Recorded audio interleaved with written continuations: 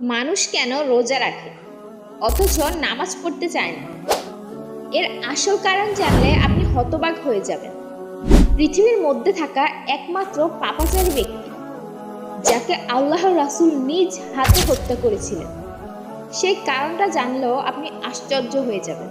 আসসালামু আলাইকুম ভিউয়ার্স, শুরুতেই বলে দেই, পৃথিবী সৃষ্টির পর থেকে প্রত্যেক যুগে প্রত্যেক নবীদের উম্মতদের উপরে নামাজ ফরজ ছিল, তবে আদায়ের দিক থেকে পদ্ধতিগত ভিন্নতা ছিল। আগেকার যুগের উম্মতেরা তাদের নবীদের দেখানো পদ্ধতিতে নামাজ আদায় করত, আর বর্তমানে আমরা রাসূল পাক সাল্লাল্লাহু আলাইহি ওয়াসাল্লামের দেখানো পদ্ধতিতে নামাজ আদায় করে থাকি, আর কিয়ামত পর্যন্ত এভাবে আদায় করে যাব। আর যারা নামাজ আদায় করবে না তাদেরকে গায়্যিন নামে জাহান্নামে নিক্ষেপ করা হবে। সেখানে শুধু রয়েছে পুঁজ আর পুঁজ। আস্তাগফিরুল্লাহ।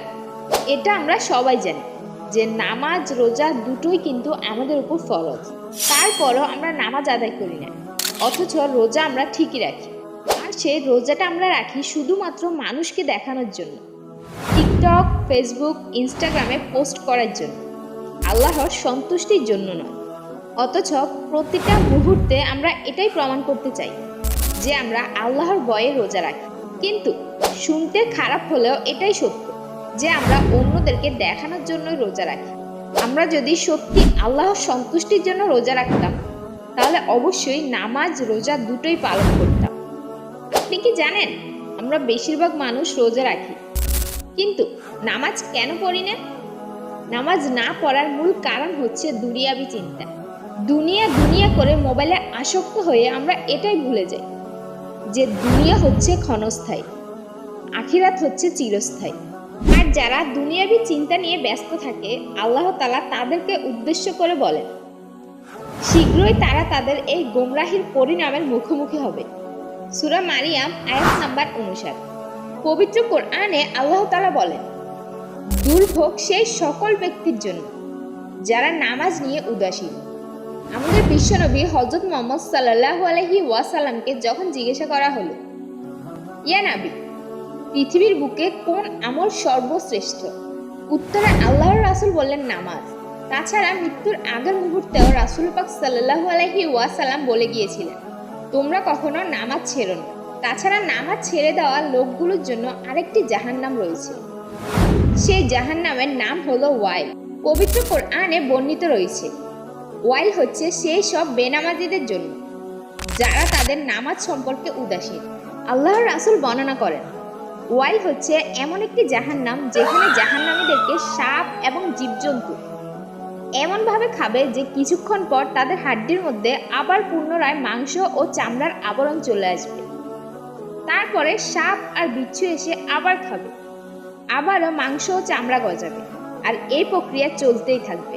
আস্তাগফিরুল্লাহ। আর যারা নামাজ আদায় করে না, আখিরাতে তাদের বন্ধু হবে ফেরাউন, হামান ও উবাই ইবনে খালফ। আপনার কি জানেন উবাই ইবনে খালফ কে?